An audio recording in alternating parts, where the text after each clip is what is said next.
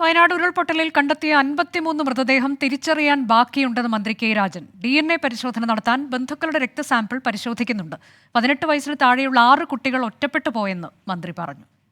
178 മൃതശരീരങ്ങൾ ഇതിനകം ഐഡന്റിഫൈ ചെയ്ത് കഴിഞ്ഞിട്ടുണ്ട്.